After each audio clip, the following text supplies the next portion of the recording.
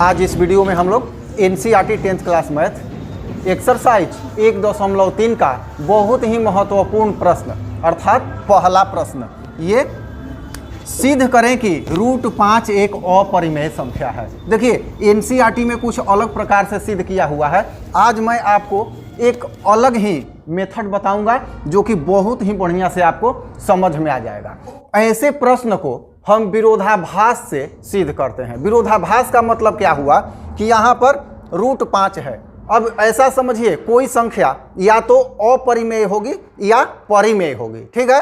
तो √5 है। यहाँ पर यदि हम √5 को यह कह दें कि यह परिमेय नहीं है तो ये कौन सी संख्या होगी? अपरिमेय होगी। तो ऐसे प्रश्नों को विरोधाभास विधि से साबित किया जाता है। बिल्कुल ही अलग विधि आप यहाँ पर देखने वाले हैं। देखिए सबसे पहला स्टेप, मान लिया कि √5 एक परिमेय संख्या है, ठीक है।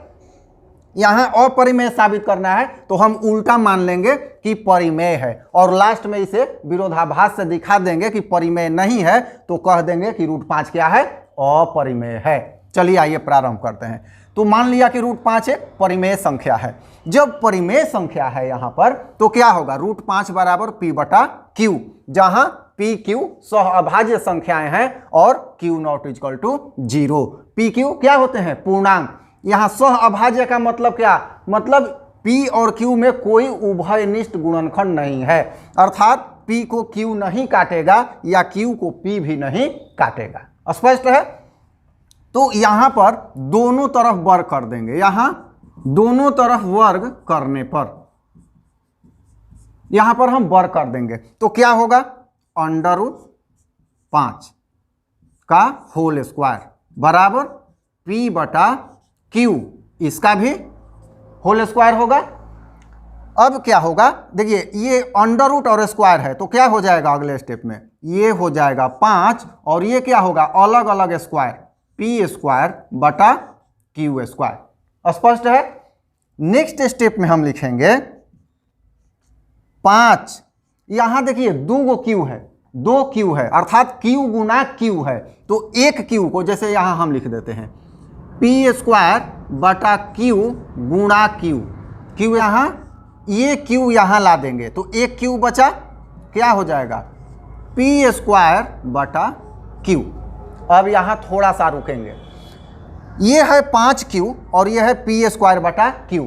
एक प्रमेय हम जानते हैं कि यदि p² तथा q में कोई अभाज्य गुणनखंड नहीं है तो p तथा q में भी कोई अभाज्य गुणनखंड उभयनिष्ठ नहीं होगा। ये अर्थ है इसका कि यदि p² को q नहीं काट रहा है तो p को भी q नहीं काटेगा, या p को q नहीं काट रहा है तो p² को भी q नहीं काटेगा। तो यहां ये नहीं काट रहा है, इसका मतलब क्या है?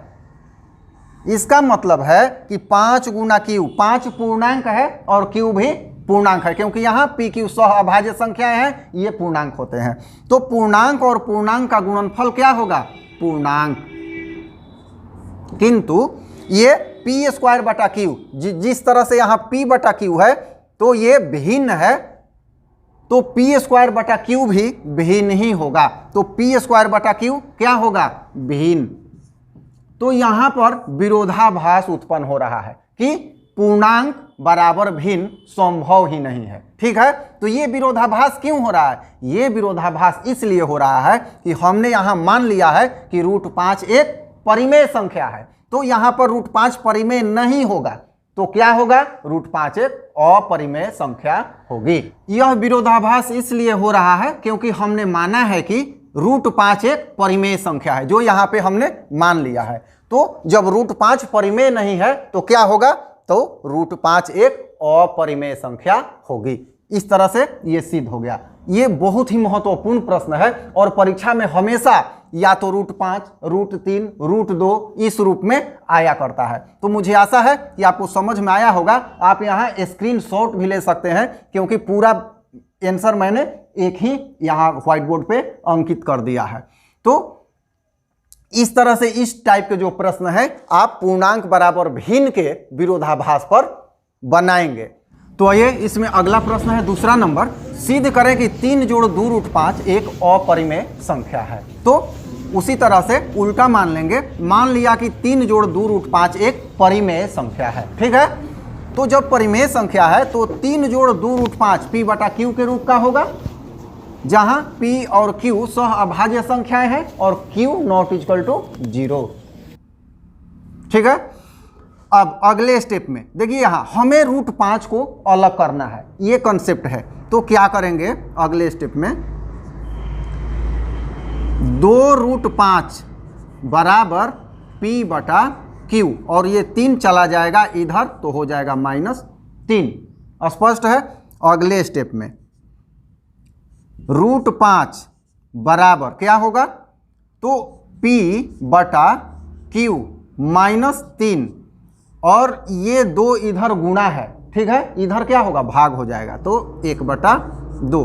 अब हम यहां पर देख रहे हैं कि रूट 5 है और यहां पर 1/2 PQ है। देखिए P बटा Q ये दोनों पूर्णांक हैं, 2 भी पूर्णांक है, ये भी पूर्णांक है, अर्थात इन सब का कॉम्बिनेशन, कहीं रूट नहीं दिखाई दे रहा है तो ये परिमेय संख्या है, ठीक है।